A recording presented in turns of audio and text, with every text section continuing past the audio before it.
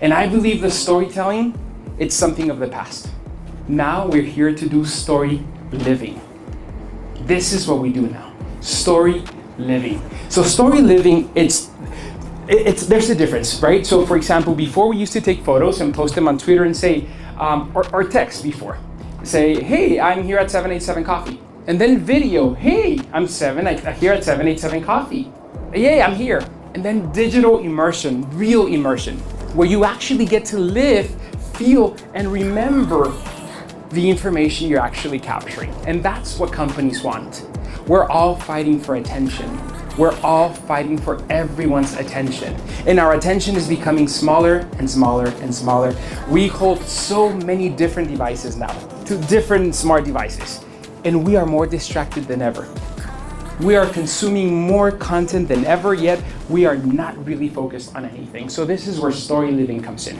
And I'll take you on the journey of how 787 is doing it and what's really taking us to the next level. Planting the seed. 2014, I was in New York. I was in the advertising world, but I felt that buying media for someone else was not what I wanted to do. I wanted to impact humans. I wanted to touch humans. I wanted to create memories with humans. We bought a coffee farm in 2014, Hacienda Iluminada. A beautiful farm with 103 acres, 2 hours away from San Juan, Puerto Rico, part of the US. We're not farmers, we don't know coffee, so let's learn coffee. We started traveling every single coffee origin in the world. We started with Guatemala and we went all the way to Rwanda. But planting the seed was important, just like any idea. You need soil, you need an idea, you need a purpose, you need to know exactly where you're going.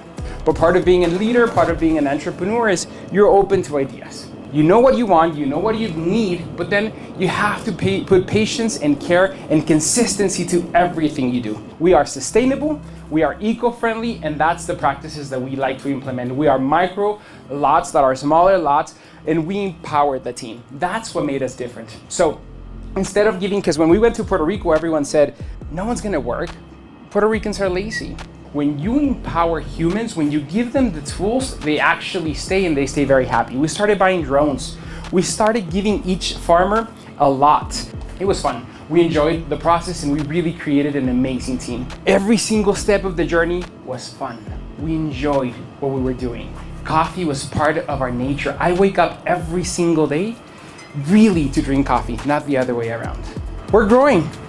It's going well. It's 2017. And we get invited to open a coffee shop in Maricao, Puerto Rico. And we said, yes, why not? We're here already. We have a roaster. Let's open. So we built a tricycle with a really cool 5-gallon of water and an empty bottle. And then we had a coffee machine and we're selling coffee and it's going well. And we got an invite by the owner that we're going to open a second market. You want to come? Sure, why not? So we go to the second market and the third market and the fourth market and the one in Puerto Rico. So we're up to 5 coffee shops. Life is good. I'm having fun. I'm still energetic. I believe in the purpose. I'm loving this. And then September 2017, when everything seemed to be going wonderful, Hurricane María came to Puerto Rico. Hurricane María came and destroyed our farm. 97% of the farm was gone. And in just 4 hours, I lost every single penny that I had. So facing storms, the resilience in the process.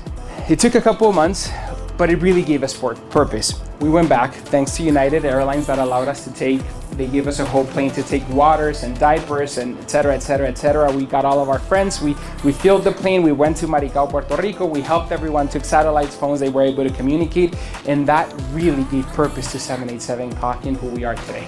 And then everything started again. We got 1 shop, 2 shops, 3 shops, 4 shops. Woohoo! Everything's going wonderful because life's beautiful. And then 2020 happened, and COVID happened, and we had to close again. And this time we were saving all the money we possibly could. Before we were so into let's brand our napkins, let's brand everything's branded, 787 everywhere. Post Hurricane Maria, we're like, fuck that, no napkins, no nothing. No one needs napkins and coffee, that's it. And then so when COVID happened, we were okay. It's really sad to say, but every single coffee shop in New York City is closing, and we're buying every coffee shop that closes because we have cash to negotiate and to go, and they were closing. We're like, we'll buy your equipment, we'll buy your space, we'll buy your lease. And all of a sudden we grew to 10 coffee shops. Timing was everything for us. Hurricane Maria was a nightmare that became a miracle, that became the purpose, that gave us the reasoning, that gave us the opportunity to really connect with who we are, where, and then we became a company that really cares for humans, a company that was able to grow because of humans. And this is where a transaction became transformational. It's that bean to roast. It's really taking that piece of idea, that bean, that plant, and really creating a product that differentiates from coffee. Anyone can have coffee at home. People, the humans, the caffeinated humans that come over, they have options. And they choose to drink coffee with us. Last year, my mother was diagnosed with breast cancer. And that was shocking again, because it's that beautiful life. And that took us into another journey of 787, where we said, if my mother cannot eat this bread, we shouldn't be selling it at 787. We're not gonna sell syrups. We're not gonna sell fake sugar, false sugar. So that really transformed the essence of 787. And now I always say, if my mother cannot have it, neither can yours.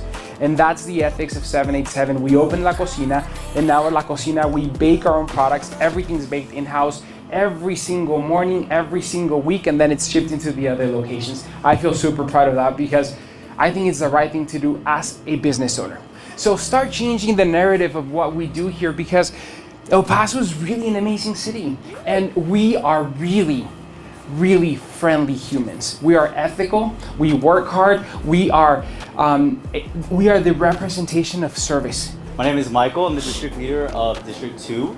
Thank you all for being here, I'm really happy to be here. Hi everyone, my name is Jessica Ortiz. I am district leader of District 1. I take care of Montana, Zaragoza, and Alameda. My name is Jennifer. I'm the store lead here at Stanton. This is like my second home away from home. So welcome to my home. Please make yourselves comfortable. Hi, I'm Ricky. I'm the lead over there at Zaragoza. My journey started actually as a customer. I started off as a customer and I came into the drive-thru one day, and the lead at the time, Eddie, told me that there was actually positions available, and I was like, I'm so down. So then I actually applied and actually got interviewed by Jess here. On top of all that, am I right? Okay. Hi guys, I'm TJ. I'm one of the caffeinated humans or baristas at Zaragoza. I work with this lovely lady right here. Hello, my name is Elise. I started here at 787 in August. I was desperately looking to leave my old job. Thank you so much. So these are my coworkers. We have 4 mantras. We do everything based on 4 mantras. And the mantras are, we make shit happen. That's one of them. We're doers. It can be, there's a leak, we still work. There's something happening, we still make it happen. We make shit happen. Coffee's an excuse. We are memory builders. That's basically what we are. That's basically what we do. Si este video te dio valor, suscríbete.